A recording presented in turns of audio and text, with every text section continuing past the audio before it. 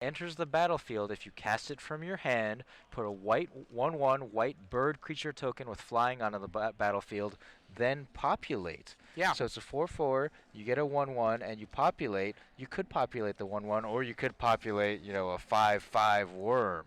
Yeah, I have not seen this card yet in high-level tournament play, so it's exciting to see it do so well to make the top 8 of a 10-round tournament.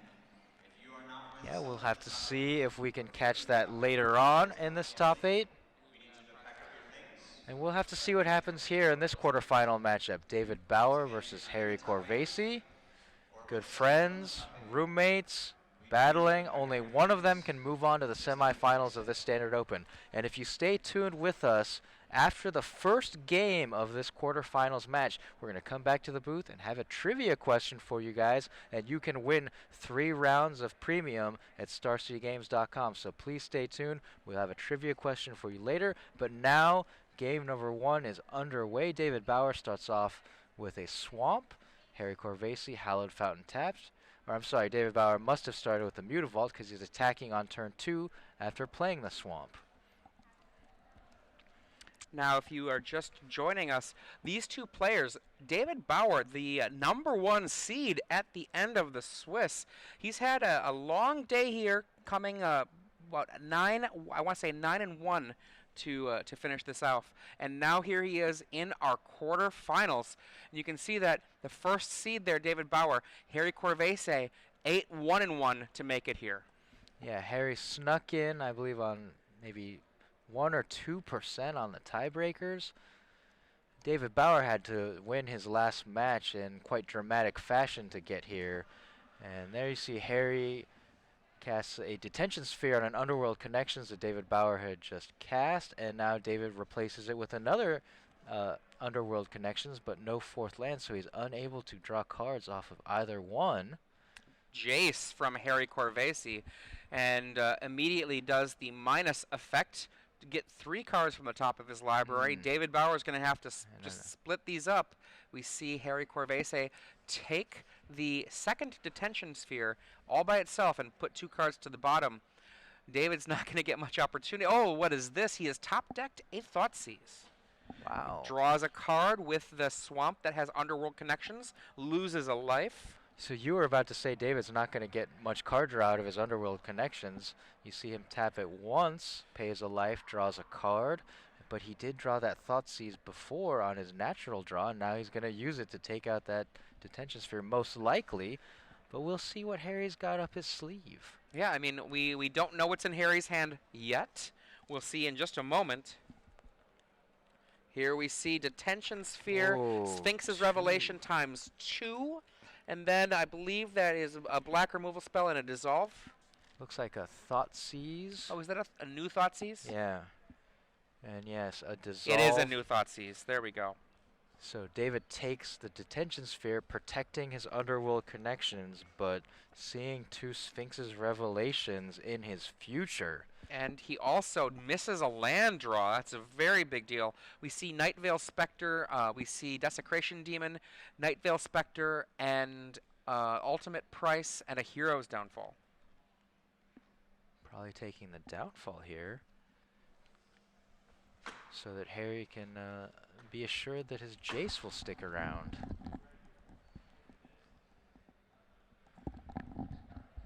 And yeah, as you said, David has missed his 4th land drop for several turns now. He cast Underworld Connections, was unable to draw a card. It got desphered. He cast another Underworld Connections, could not draw a card because he had to tap out to cast it. And then on this turn, his most recent turn, he tapped the Underworld Connections and still has not found a 4th land. And the Hero's Downfall goes away. Harry's going to tick up Jace to make sure it is safe from Mutavault.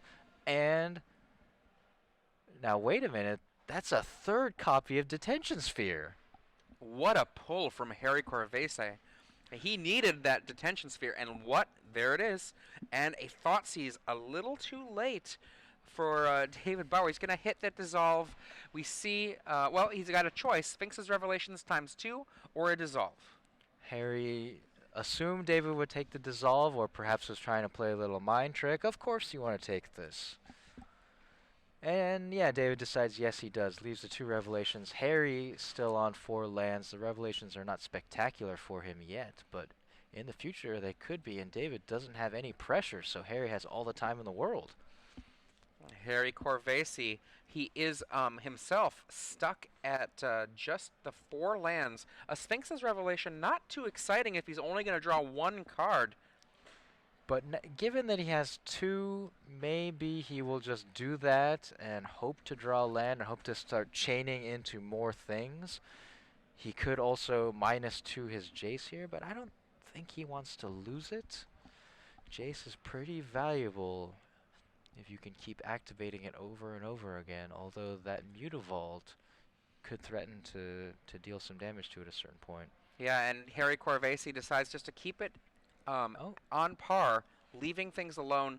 The +1 ability is going to go up to a 3. The Mutavault will only be able to deal 1 damage, so that's kind of a stasis sort of situation. Back and forth, no real change. And that land, though, comes into play untapped, pays the 2 life. He's going to plan on Sphinx's Revelations for 2, which is definitely problematic. David Bauer kind of grimacing here. He lays the Desecration Demon, and he knows that Harry Corvese is going to draw 2 cards, and he hopes nothing bad comes of it the next turn. Yeah, you see end of turn. Harry does Sphinx's Revelation for 2, gains 2 life, draws 2 cards. David now has a Desecration Demon. See if Harry can find himself a removal spell for that demon to protect Jace with. Or another possibility is a 6th land, Elspeth Sun's Champion, make a bunch of tokens to continuously sacrifice. We see Harry Corvese with that little bit of buffer. This is why David Bauer grimaced a little bit. Not being able to attack meant that definitely Harry Corvese could be able to activate the Jace. And look at this. Temple of Silence, Elspeth, and Supreme Verdict. This is a tough choice. Both Elspeth and Supreme Verdict can kill the demon that he has in play. Yeah, the +1 from Elspeth can make tokens that you can sacrifice to the demon, or you can just outright kill. And now we'll have to see if David has made his choice. He kind of pointed to the Supreme Verdict. No, he has not yet. He's still deciding how to divide this 3-card pile. And there you go. Temple of Silence and Supreme Verdict, or Elspeth. What do you take here? He goes with the more powerful spell here. Yeah, Elspeth, repeatable effects on Planeswalkers are so powerful.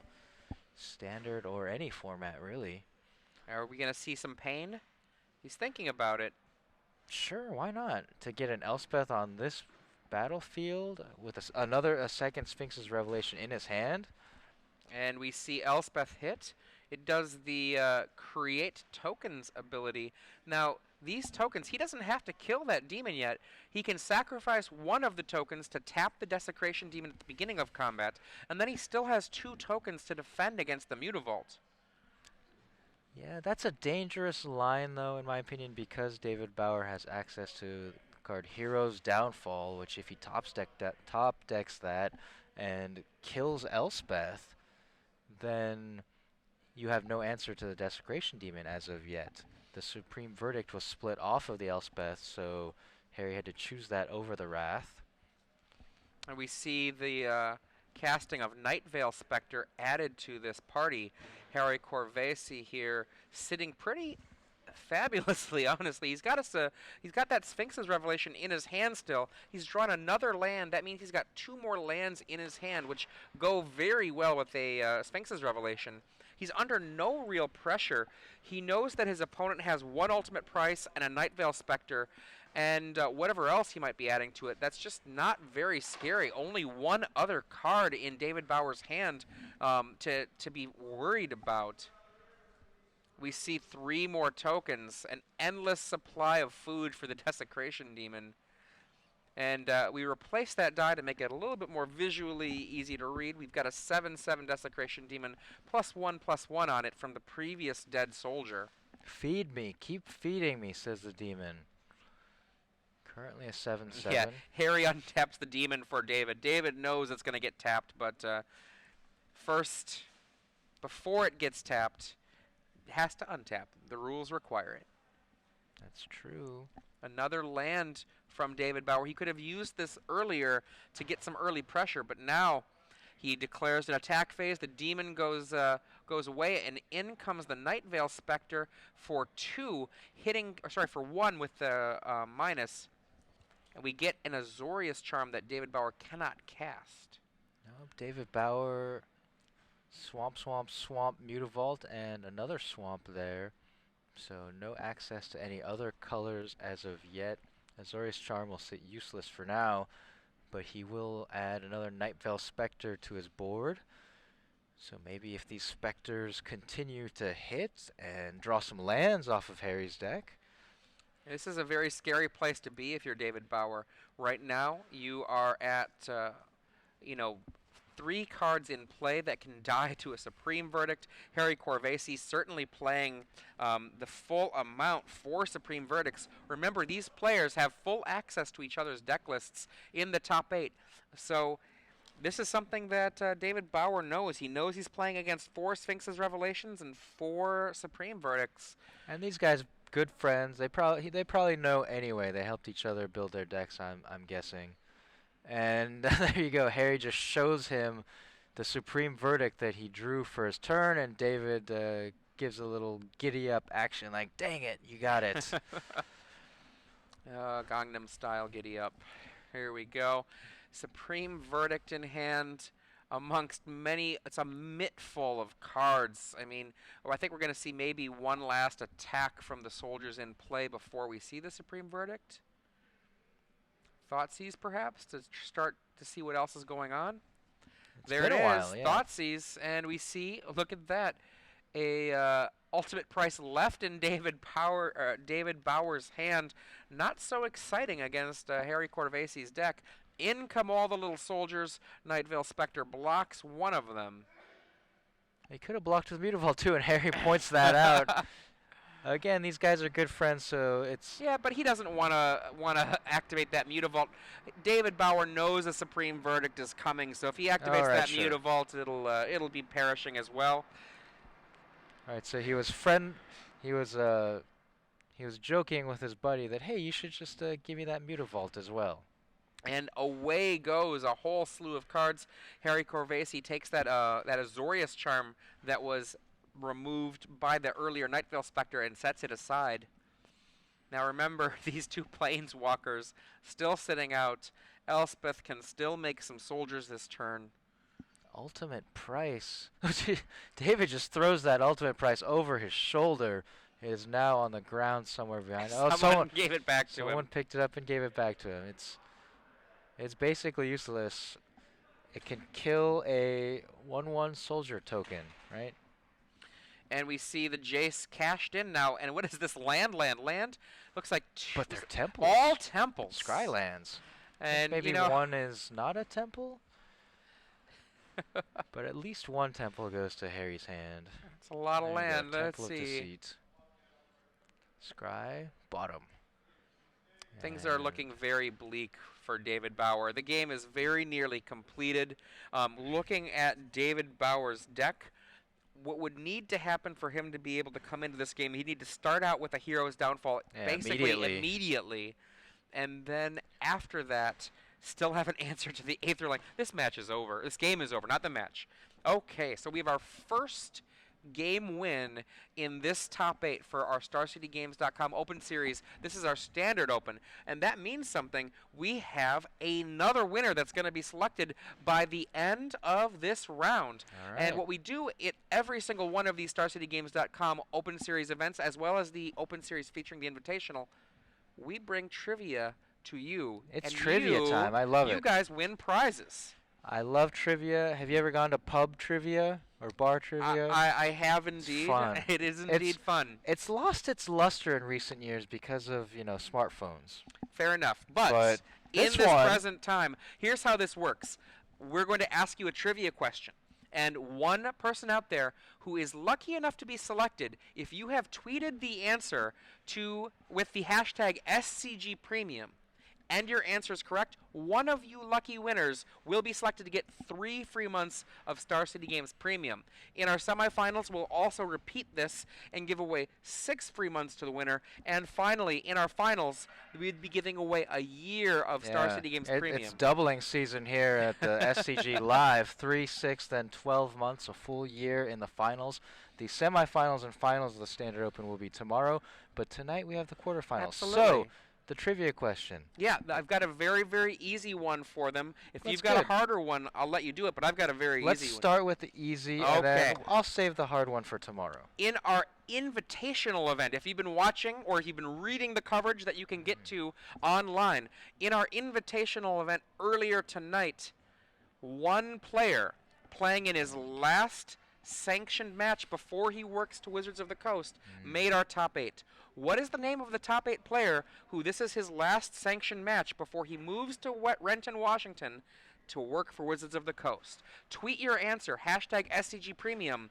What top 8 competitor has been hired to work for Wizards of the Coast to make Magic cards? Yeah, One congratulations to whomever. Not going to say. And now we're going to go back to our hashtag sideboarding. SCG Premium. It is accuracy over speed, ladies and gentlemen, so do your research and make sure you have the correct answer. Absolutely. Now, our players, David Bauer, the black deck, playing Black Devotion, he's got a ton of weapons to be able to fight against his opponent in this match. He's got 3 Duress. He's got 1 Erebos. Those are 4 excellent cards. He's got 1 Pithing Needle, which can turn off Planeswalker, whether it's Elspeth, whether it's Jace. And he's got a couple of Pack Rats. Pack Rat will demand an answer from Harry Corvese. And I think that those are the cards that are likely to see coming in. You can also see he's got Ratchet Bomb, Lifebane Zombies, Dark Betrayal, Devour Flesh, Farika's Cure, mostly for other matchups. And what do you see in the sideboard for Harry Corvese? I see 4 useless Doomblades. But besides that, Trading Post is kind of an interesting singleton in Harry's sideboard. It's something that can give you a lot of incremental advantage over a number of turns, and maybe against a grindy deck like Mono Black, that's what he's going to need. Negates are not bad as well. Gainsays are not going to come in. Another copy of Thoughtseize.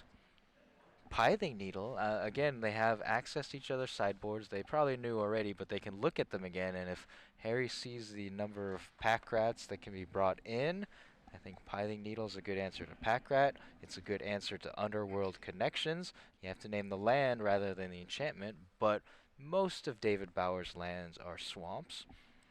Now we have some word from the floor. It appears that we have our first match already completed. That is Ryan Archer winning 2-0 over Joseph Edens, and that is green-white aggro beating the green-red Devotion deck. Wow. Okay, and we've also got word that Ben Weinberg is now up a game in the backup camera match, so he's up 1-0 over Jonathan Cheng. Ben Weinberg also playing the mono blue Devotion deck, and he's up on the Esper Control. All right. You can see the smiles on these players' faces. These guys have known each other for a while, getting along really well, having some laughs. And you know what? One of the things that's pretty cool when you're playing a friend of yours in an event like this, you know, they are already winners. If this was a PTQ, it can be a little bit frustrating when you're like, oh, God, I've got to play my friend or in the top 8. Because there's only one major prize at the PTQ, and that's the envelope. Here at the Star City Games Open Series, everybody's winning money. So everybody here is a winner. You know what, Adrian? On the Open Series, friendship is our prize. Because you see, not only do David and Harry good friends, they're having a good time. The spotter judges there next to them are laughing as well. They appreciate the humor. They appreciate the lightheartedness. And I think the best thing about tournaments like the Open Series is that if you play against someone, who knows, like, I don't know where these guys met, how they became friends. Maybe they became friends by playing against each other at a past Open. Oh, absolutely. I mean, I know that one of my favorite things about Magic, all of the people you meet. I mean, I can't tell you how many times that years have passed where you've played someone again and again, and, you know, perhaps they've come out on top, you've come out on top, but in the end, after having so many experiences together, just playing this great game, you just get to know people and you get to become friends. Yeah, you sit in a commentating booth together. If you're just joining us, I'm Adrian Sullivan commenting here with Ricky Hayashi, the one and only. On the screen on the right is Harry Corvese with Esper Control. He's up 1-0 over David Bauer with Mono Black Devotion. And there you go, again, some kind of exchange between these two great friends, and the judges are also having a good chuckle over it, also talking to somebody else, spectator perhaps. It's a great time all around here. I mean, how can it not be? We've played 16 rounds in the Invitational, 8 of Legacy, 8 of Standard. We've played 10 more rounds of Standard here. Look at in these the guys. Open. They're having a good time.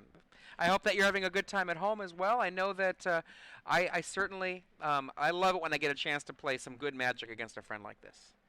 You said like we had 16 full rounds. We've had 10 rounds for the Swiss of this. It's 26. This is our first round of this. That's 27 rounds of Magic. And tomorrow we'll have the Legacy Open alongside the top 8 of the Invitational, the semifinals and the finals of this Standard Open. We'll see who's going to move on from this portion of the bracket. Harry up 1-0 over David, and looks like we have some mulligans going on. Now, both of these players mulliganed to 6 in the last game. In this game, it looks like Harry Corvese is staying on his 7. David Bauer on the play here, going down to 6, hoping to find something a little bit better than what he had with his first hand. Now, we saw the game turn 3, Underworld Connections. Harry Corvese got rid of it right away, Detention Sphere. D-Sphere. And then we see another Underworld Connections, and it only lasts for a single turn before it gets Detention Sphered as well, despite a Thoughtseize from David Bauer clearing away another Detention Sphere. It was the third sphere that got him. And you know what? I think that first game, if Harry Corvese hadn't had one of his Detention Spheres, I think that David Bauer would have run away with that first game. And, you know, when we go to the sideboard, we talked about it a little bit earlier, there are Pithing Needles that Harry Corvese can use besides Detention Sphere to answer Underworld Connections, so long as he remembers to name the land that is enchanted by the... Here we go, starting off David Bauer after his mulligan plays a turn 1 Mutavault. Harry with a Temple of Silence, so David may just attack with that Mutavault again, or has he found a Pack Rat? Turn 2, attack for 2. Duress in hand. I see Erebos, another good card in this matchup. That's an excellent card. Shuts down life gain, very important against Sphinx's Revelation. And the fact that it is indestructible eventually can matter as well. We see a Devour Flesh in David Bauer's hand. Duress to start things out. What do you got? Let's see. There's a needle. Aetherling, Azorius Charm, Pithing Needle, Jace, Supreme Verdict. Wow, all of the different answers here. He's got an answer for everything and then some. A Temple sitting there as well. And Supreme Verdict, I think I got everything. And we'll see David Bauer also writing it down. And this is something, when your opponent looks at your hand, do you write down what they saw in your hand? I always do that. Okay. I always do that. And so that way in the future when you're making plays, you know what they saw, you know what information they still have. That's correct. And we see Harry Corvese hiding the Jace. It doesn't work, though. Even if you put your hand over the card, you still have to reveal it. He's revealing it. It's right there. He had it hidden for a second. He put it under his hand. Wishful thinking from Harry there.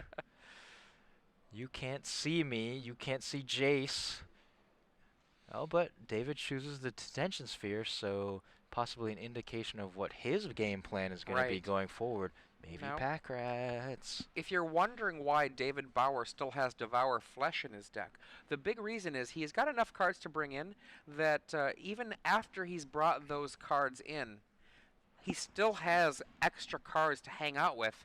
And a Devour Flesh has 2 rolls. Roll 1, it can fog an Aetherling.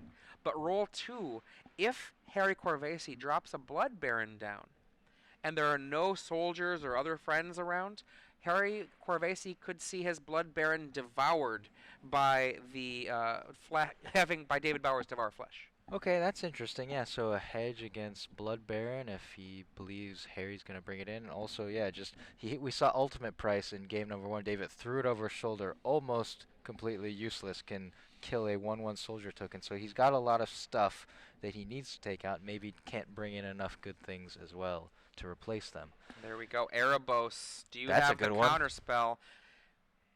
If there's no counterspell, that's going to be pretty good. Now remember, we see the Detention Sphere in the graveyard. We see Azorius Charm has been cycled to draw a card. Harry Corvese, we know he has that Pithing Needle. And interesting because these Esper control decks has been moving off of counter spells. Harry only has one copy of Syncopate in his main deck. That is the only thing he could have really cast there as a counter. So surprising. It used to be, 4 Syncopate, 3 Dissolve, or some kind of combination like that, moving away from counter spells and moving more towards spot removal spells.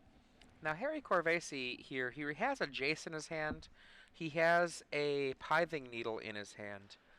And one of the things he has to be contemplating is whether or not he wants to let Erebos stay in play even for a little bit without the ability. Okay, there we go. He lays a land, he Pithing Needles the Erebos. Erebos is still an effective card because it still turns off the life gain of Harry's, but it does mean that the quote greed effect, that's the black 1 lose 2 life draw a card effect, Yep. cannot be activated by David. And it still can, with enough devotion, become a creature and attack. So that you see, David, with the duress, took the Detention Sphere, and I suggested he might be setting up his future play. He was setting up for Erebos because Detention Sphere is the most effective answer really from Harry's deck for Erebos, God of the Dead. Harry has to use a Pithing Needle, which is only a half answer to Erebos on this board. 4 mana, we see that Desecration Demon. In all of David Bauer's 75 cards between his main and his sideboard, he only has 1 card that he can use to get rid of a non-creature permanent, and that is 1 Ratchet Bomb. See, Supreme Verdict clears the way. Desecration Demon be gone. So yeah, David played that demon. He had to know that the Supreme Verdict. He was just baiting out that Supreme Verdict. And we see a Thoughtseize. Remember, there's still an Aetherling. There's still a There's Jace. 2? Oh, double Aetherling. Yikes. That's actually a problem for David. He might have been hoping to take the Aetherling with this Thoughtseize. With Harry now up to 5 lands in play, Harry really wants to at least get to 7 to protect it. And David was hoping to catch that Aetherling, but there's a second one. I mean, everything in that hand is scary for him. What the land itself represents the ability to cast that Aetherling. It means that future Sphinx's revelations are also going to be more powerful. And I mean, Jace, if Harry Corvese lays the Jace, he will be stuck because of the Mutavaults that are in play. He will be stuck in plussing it to begin with. But then he could untap, use the minus ability. Okay, we see right now David Bauer beginning the beats. The 2 Mutavaults come on in, and now we're going to have to find out. There we go. Here comes an Aetherling. Shields down Aetherling. Harry deciding he needs to just play it out, and he has 2, so that's a fine play. Wow, that was an incredible draw for David Bauer. David Bauer just drew an Underworld Connections. He can do a 2 for play here. He can do the Devour Flesh to get rid of that Aetherling for good. Now remember, the other Aetherling is waiting in the wings, and Harry Corvese repeating the gentlemanly play that we saw before. He's leaving his card revealed. Now we have this Underworld Connections. It's been cast. David Bauer now has a card draw engine. And he can have it all, as you said. 3 mana to cast the Underworld Connections, enchanting a different swamp, tapping the swamp, paying a life to draw a card, and then he can have 2 mana for Devour Flesh. And remember, Harry won't gain the life. Devour Flesh normally gains life, but there is an Erebos in play. Very good, so yeah. no life gain for Harry Corvese. And he reached for his life pad, but perhaps someone, either David or one of our spotters, reminding him, nope, you can't gain life. Oh, but this time Harry draws a land and is able to play an Aetherling with a blue mana open to blink it out in case of any kind of removal spell. Now, 1 card in hand for Harry Corvese. Duress has been drawn by David Bauer. He also has a Gray Merchant in play as well. Gray Merchant actually really powerful right now because not only will it gain a great deal of life, 5 life for David Bauer, and drain 5 life from Harry Corvese, but it also activates the Erebos and makes Erebos alive.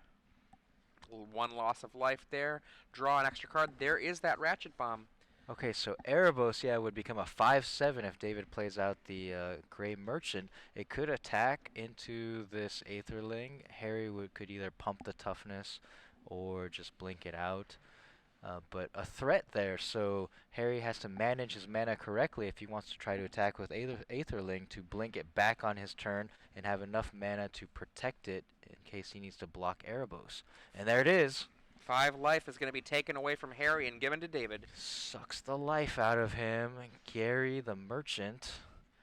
And I think it would be completely reasonable, given the situation, for him to say pass, leave the Erebos back, because even though it's a creature, he has no play he can make to actually punish Harry for just doing anything other than block Blink. Yeah. And as a result, No reason to. I mean, he can hang back with that guy, and that guy instead could have been a blocker that would be required to be dodged with 1 mana for the Aetherling.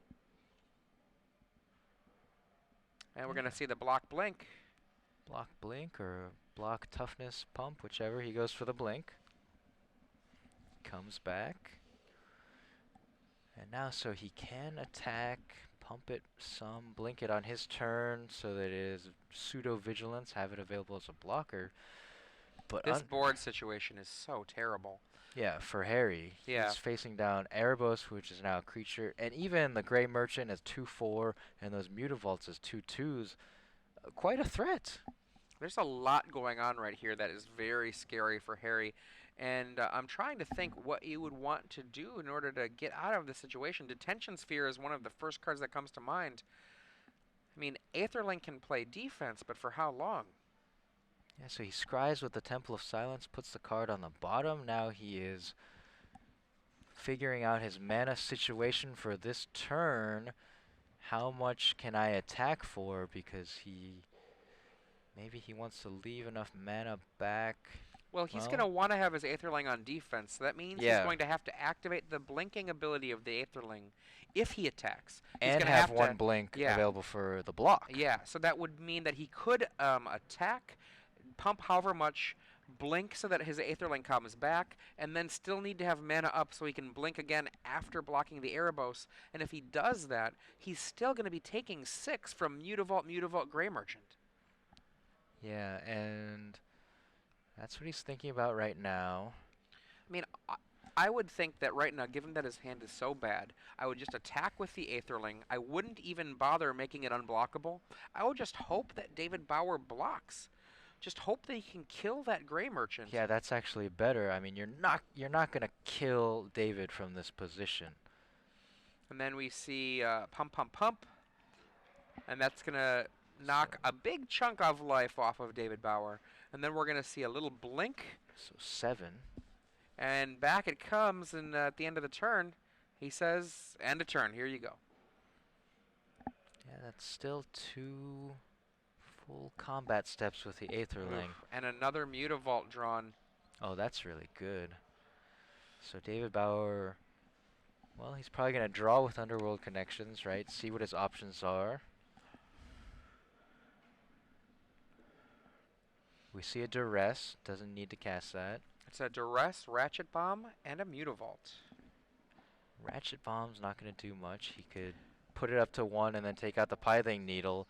But Erebos right now, he doesn't need to draw cards off Erebos. He's already drawing off of the Underworld Connections, and he really wants to use his mana for the Mutavault attacks. Put Harry under some pressure. Harry only at 9 life here in game number 2. Harry did win game number 1. Yeah, and the thing about this is that Harry Corvese has to block the Erebos. He has no other options. If he doesn't block the Erebos, then the other creatures that are unblocked will kill him. That means he's guaranteed to take 6 damage this turn. Duress, what do you got over there? Anything? Land. Good to know. Yeah, David takes a look. He didn't know about that card, so he takes a look just to make sure, and now he's sure that it is completely safe. Yes, do it. David Bauer, attack. Mutavaults, go. I'm here, kill me. Okay, in it comes, and the only block that leaves Harry alive is blocking Erebos and then flickering out the Aetherling so that his Aetherling doesn't die. This will knock Harry Corvese down to 3 life. We see And another that Mutavault, Mutavault. that's just about gonna seal it. There's really no sequence of cards here that can get Harry out of the situation. He's gonna draw anyway. Look at it. I mean, that's one of the best cards he could draw, right? Supreme Verdict, but all it kills is a Grey Merchant of Asphodel. Well, that killing the Grey Merchant does disembody the Erebos, but it's not going to be sufficient to stop, in addition, 3 Mutavaults. Trip Mutavaults. This board. David Bauer feels victory within his grasp. Victory in this game to even up the match. Yep, Harry shows his hand, says this is not going to do it. They almost shook hands there. The old Game 2 shake hands with Yeah. the Game 3 still coming. I'm a big fan of shaking hands before Game 3. Okay. You want to shake hands right now? Sure, here we go. All right. Hey, Thank you very much. Thank you. Okay, and so now, Harry Corvese. Gonna take another look at Yeah. their sideboards, both of them. Maybe they were not expecting some of those sideboard choices. Okay, And another word. Jacob Bauer wins 2-0. The black-green deck taking down pretty easily the green-red deck. Now, Jacob's list, he splashes green just 2-1, pardon.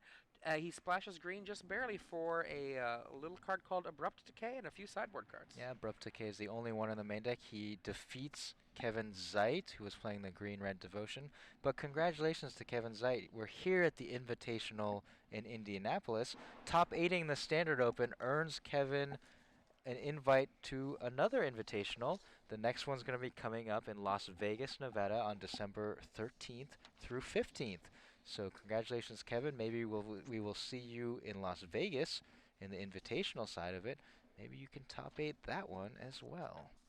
You can see both these players here. Remember, David Bauer mulliganing that game that we just watched him play. He actually mulliganed the first game as well, but in this one, a Underworld Connections off of the top stuck, and he was able to ride the Underworld Connections to plenty more cards and push Harry Corvese over. Yeah, and plenty of those cards, including 3 Mutavaults. His lands doing a lot of work there, attacking for 2, drawing him cards. Never seen lands work so hard since Mishra's Factory. Or Workshop, I mean. Factory's good too. Workshop does a little more work. Fair enough, fair enough. Mishra's Workshop, one of my favorite cards in Magic. It's a shame that it's not seeing more legacy play these days. Yeah, it seems like Mutavault has pushed it aside or has taken up half of the load, especially in the tribal decks like Fish, Merfolk decks. Someday, it'll come back. Workshop. Good old Winter Workshop. One of the best pieces of art. And David Bauer, Mono Black Devotion, Harry Corvese, Esper Control. I think that these two decks, they're both more controlling decks. David Bauer's deck, definitely very much a mid-range control deck. Harry Corvese's a more pure control deck. And when you see decks like these face off, one of the major fights that they often have is a fight of card advantage. And both of these decks are very able to put up some card advantage. David Bauer, I mean, this is in many ways, Mike Flores on Friday, I believe, wrote about this, what he kind of called the Necropotence style. And sure, there are no Necropotences in David Bauer's deck. But paying life. Yeah. Underworld Connections, I mean, we've seen this kind of effect before. Phyrexian Arena in not so long ago was a card that we would sometimes see play in Standard. Dark Confidant. Yeah. And this deck, Mono Black Devotion, has both Underworld Connections, pay 1 life, draw a card, tapping the land, and Erebos, God of the Dead. 2 mana, pay 2 life, draw a card, so even then, still worth it, the Necropotence effect. Harry, on the other hand, gets to gain life along with this card draw with Sphinx's Revelation. That doesn't seem fair. That's true. Now, Black has to pay life. Sphinx's Revelation is a card that I think a lot of people didn't fully respect when it was printed, but it took them. Really? Yeah. But it didn't take them hardly any time at all. Yeah. Before they were like, oh, never mind, we were wrong. Yeah.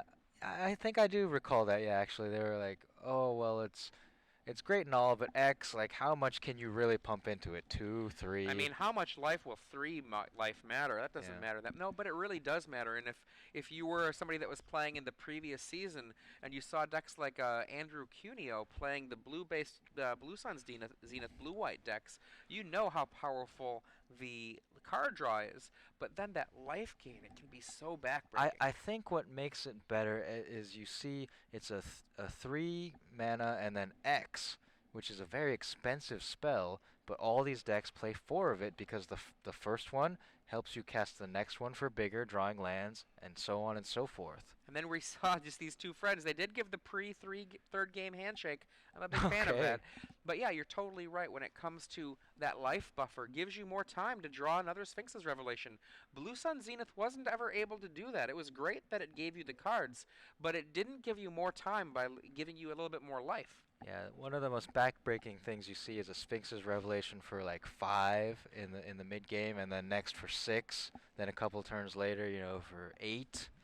It just adds up too much life gain, too many cards. These guys looking at their cards, and Harry's gonna mulligan, and David keeps. So Harry's on the play here. He lost that last game. So, I have a question for you, Ricky. It's kind of a philosophy question as it I was relates to hoping for Magic. trivia. Nope, it's a philosophy question. Okay. So Harry Corvese here, he mulligans. Yeah. And one of the ways he indicated that he was going to mulligan is he picked up the first few cards of his deck just to see what they looked like. Sure. So yeah. are you somebody that you like to look, or you like to never look when you Never. mulligan? Oh, look at Harry mugging for the camera. So he's, he's been here enough times that he knows right now while they are mulliganing, we are on the face cams instead of the overhead cam. And David's like, you buddy. So you are the no look Never. at the Never look. Tell me why. I think there was a time when I used to look and it just frustrated me. And I just don't look anymore because it doesn't matter. You should make your decision based on what your hand looks like and what the percentage chances in your decks are that your draws will help your hand out. Looking at it's Schrodinger's cat type situation. I'm an always look guy. Always look. Always look. We are on opposite absolutely, yeah. sides of the fence. I feel like the only reason not to look is if you're too weak-willed to listen to the data. All right. Results-oriented, Adrian No, it's not Salva. about results-oriented. It's about gathering more data. Gathering more data on what? You know what the composition of your deck is, so if you want data, you can just calculate what your odds of drawing a land are and figure that out. Thoughtseize on turn 1 from David Bauer. Okay, so we've got a couple of lands. D-Sphere, Detention Sphere, Dissolve, and a Hero's Downfall. And the lands are Watery Grave and Hallowed Fountain. Downfall, I just wrote down a bunch of D's. D-Sphere, Dissolve, Downfall. Watery Grave and Hallowed Downton. There we go, all the D's you can. I just wrote Downton. I'm terrible. And then you're I like, mind tricked myself. Downton Abbey. Okay, and we see Goodbye to the Detention Sphere, which can basically answer every card in David Bauer's deck. And David Bauer only one Ratchet Bomb in his deck to be able to answer the Detention Sphere. Yeah, we've continuously seen David take the Detention Spheres with Thoughtseize because it is a versatile answer to things, especially to the Underworld connections, which was so key for David in game number 2. We see a land. That's a different land than I believe we saw before. Temple of Silence. That's true. We saw Watery Grave and Hallowed Downton. Hallowed Fountain for those of you who are not going to go with Ricky on the D trip. And so the Temple of Silence, that does give David continued information on Harry's hand, but the Scry on turn 2 is more valuable, Harry decides. We see a Temple of Deceit from David Bauer. Now, one of the things I think is kind of funny, every time that we've seen Harry Corvese on camera so far, when his hand has been revealed by Thoughtseize or Duress, he has left those cards revealed to his opponent. But now when everything is on the... Oh, there we go. He gets to see it again. And it's the same cards, because we knew that. There we go. Dissolve goes away. But now that everything's on the line, this last game, he's not leaving them revealed anymore. A little gamesmanship against his friend here. We'll see. We'll see if it matters. It's not very hard to remember the cards in Harry's hand. I wrote them down, so I will most certainly forget now. But Adrian can remember for me, and hopefully David can remember. So there's the watery grave. I knew about that. Definitely. Definitely. This is game 3 here. David Bauer on the left with Mono Black Devotion. Harry Corvese on the right with Esper Control. We see Lifebane Zombie just getting some information, getting a beater on the table. You see a Pithing Needle and a Hero's Demise in addition to that Hallowed Fountain. Yeah, Hero's Downfall. That's been there Hero's since the Downfall. beginning. The Needle is the new card. And we see that. David Bauer, this is interesting that he has Lifebane Zombie here. The effect is not going to hit, but I guess he just wants to 3-1 intimidate attacker. Yeah, I mean, one of the things about this guy, you can't block it with a soldier, you can't block it with an Aetherling. And that is a big axe he's swinging. You know, the other thing about this, 3 power for 3 mana, it's not anything to sneeze at. You know, that's actually something that puts you on a real clock. And good for killing planeswalkers, too. We often see in Legacy, Creeping Tar Pit, the 3-2 unblockable, doing work against planeswalkers. So similar here, huh? And there goes the Hallowed Fountain and Jace. Wow, Well, very there you go. nice. And he goes down with it. Wow. I'm a little surprised, I guess, but... Oh, look at that look, Harry Corvese gives. Is that a trading post? That's the singleton trading post that I mentioned that could give him a lot of incremental advantage over a long game, and this might be shaping up to be such a long game. Those goats and recurring all the cards and drawing cards, everything really. So this is off of a Jace -2 activation, revealing the top 3 cards. They are Detention Sphere, Trading Post, and it looks like a Watery Grave. So on our backup camera match, Ben Weinberg and Jonathan Chang. Jonathan has evened the score at 1 game all. They are going to game 3. Maybe we will be able to join them in the action, in the middle of the action in game number 3 later on. That's Jonathan playing Esper Control and Ben playing Mono Blue Devotion. Evened up. Okay, so Trading Post and Watery Grave were put in one pile, and the third card, Detention Sphere, was put in the other. Harry wants that Trading Post. It's a singleton. He wants to try it out maybe, or just he knows how powerful it is here.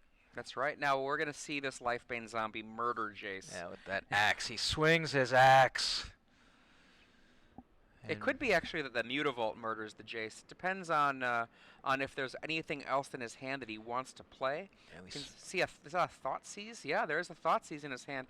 And Harry Corvese has left his hand revealed. He's gone back to the nice guy magic that we saw from before. David Bauer, if he casts that Thoughtseize, he's going to want that Trading Post, right? Because Harry's been so excited about how sad is Harry going to be when he has to discard the Trading Post. And as you said, the Mutavault takes out the Jace. Lifebane Zombie goes to the Dome for 3.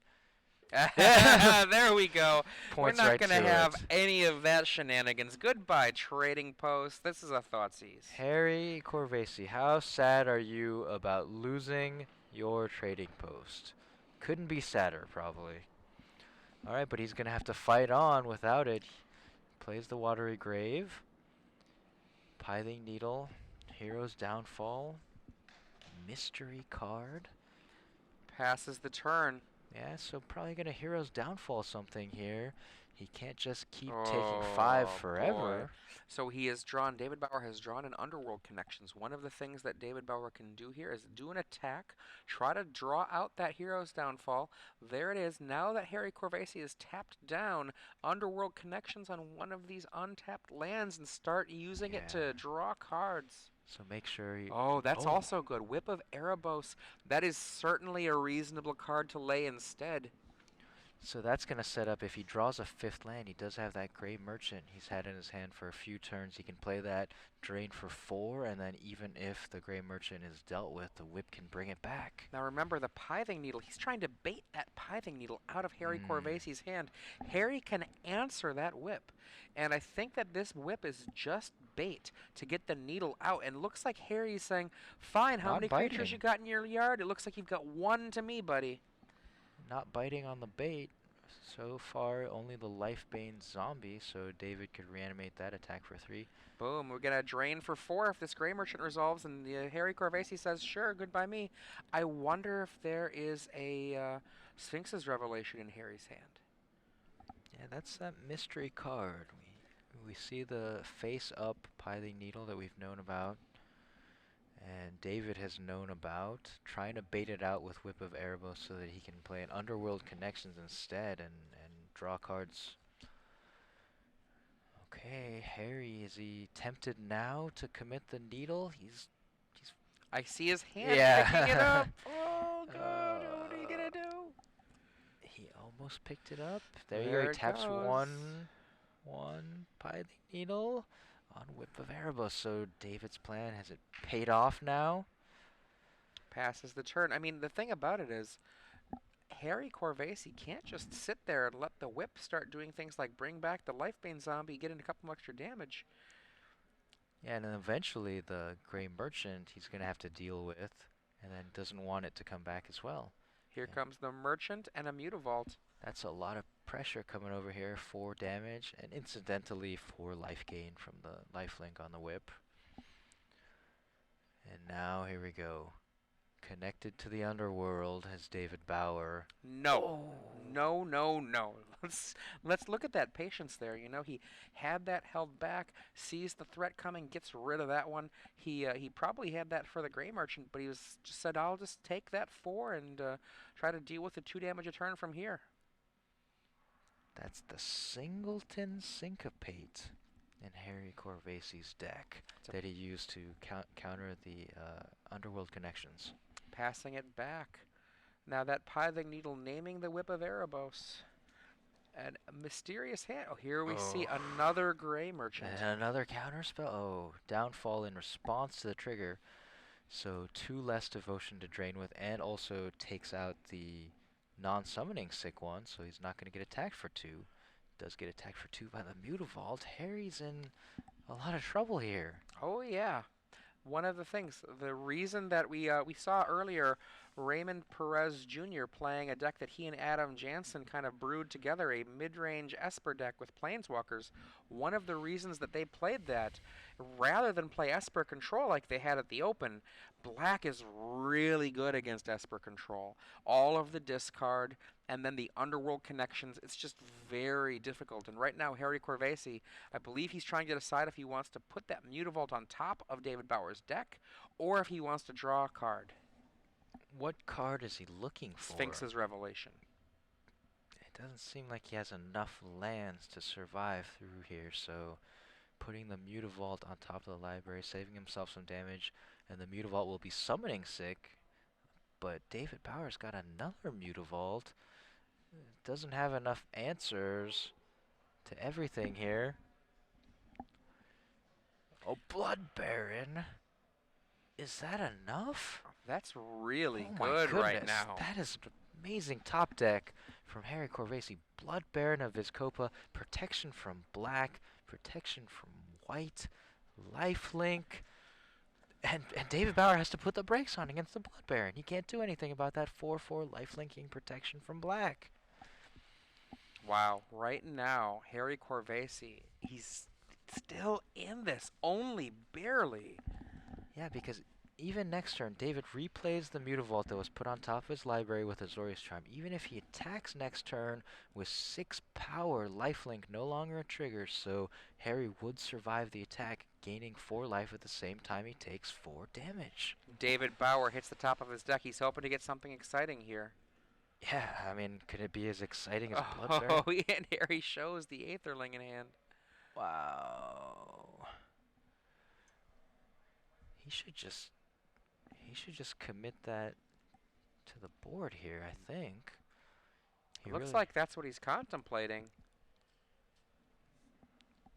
David Bauer cannot target the Blood Baron with any of his black removal spells. Harry Corvese was contemplating attacking. If I were David Bauer, I would throw 2 Mutavaults in the way of that guy in a second. Oh, wow. Yeah. And David Bauer takes it. He takes it, yeah. Sometimes, you know, you get caught up in the protection and you think, oh, that thing has protection from my deck. Not Well, I mean, quite. the alternate thing here, though, is he has 2 attackers. So he can Yeah. draw something like a Gray Merchant to try to finish the game off. Goes What to did he draw? Did he just draw like a removal spell there? Is that a Hero's Downfall? I'm not sure if I saw a Hero's Downfall, but we'll have to find but out. Harry David is at Bauer. 7 life. Not quite enough. Here's downfall in the Aetherling. Attack for 6. I mean, I feel like Harry had to commit that Aetherling to the board here. Who knows how long it's going to take him Yeah, at 7 lives. and David Bauer must not have drawn a removal spell. He Nope. passes the turn right back. This is an amazing turnaround for Harry Corvese with the Esper control deck. I really personally thought he was dead to rights, and Yeah. Adrian, I don't know if you did too.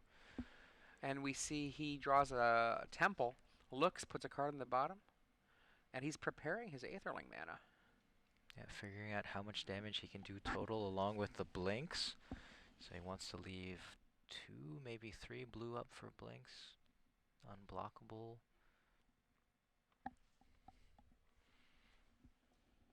He says unblockable. In comes both Attacking of with the creatures. both, yeah, because the lifelink from the Blood Baron. Pump, pump. 6, 10 damage total. Knock So you to 10. it's going to put David at dead next turn. And he blinks it to bring it back as a defender. Wow. Did David Bauer just fall to that combination of Azorius Charm on the Mutavault into a top deck Blood Baron? Into an Aetherling. I mean, that's also been very key because of the extra damage dealing, going to reduce the clock. Number of turns that Harry needs to finish this. Currently 1. The best that David can do is use some kind of removal spell on Aetherling as a fog effect, and he has... Oh, well, he can still... I'm sorry, he can still block with the Mutavaults. He chooses just to chump block here. Or perhaps indicating activate the Mutavault? Not quite sure. I think we just have a single block. It looks like Harry Corvese is pumping up his Aetherling right now. It seems like he's committed to the block, and now it is the pumps after blocks. And there we see a dead Mutavault and Aetherling. Wow, what is... Remember, gaining 2 life. David Bauer gains life from the Whip of Erebos. Yeah, that's important too, no doubt. I'm actually still a little surprised that David's not gone for the double block with both of his Mutavaults. It's unfortunate to lose them both, but I feel like getting the Blood Baron off the board is at least a start to stabilizing this board position. Hard to stabilize against an Aetherling. In comes the Gray Merchant. That's going to attack. Harry's most likely going to block with the Aetherling and blink it, denying David the life gain from the lifelink, from the Whip of Erebos. No. Decides to just eat it, so again, David's going to gain 2 life. Cannot use the whip to bring back the Grey Merchant. That is what Pithing Needle is naming, Whip of Erebos. And Nightfell Spectre, pass after another swap. Say go. Not really good enough here. It is both blue and black, so the protection from black means the Blood Baron will run on past it. And that is it. Harry Corvese squeaks on through. David Bauer defeated by Harry Corvese. And look at that. Even Harry is saying, wow, I can't even believe that came out the way it did. That look on his face is, I don't know how I won. And how he won was he drew the Blood Baron of Vizkopa on the last possible turn to blank David's final attack, his alpha attack, and so David was unable to attack into the Blood Baron because of that protection and the lifelink, and then on the following turn, Harry Corvese was able to play an Aetherling, and then really put the clock on David, just turn the match around with 2 cards. You know, that was a really interesting play. Remember, if we talked about it before, wow, these players, Ben Weinberg on the right, Jonathan Chang on the left, Esper Control versus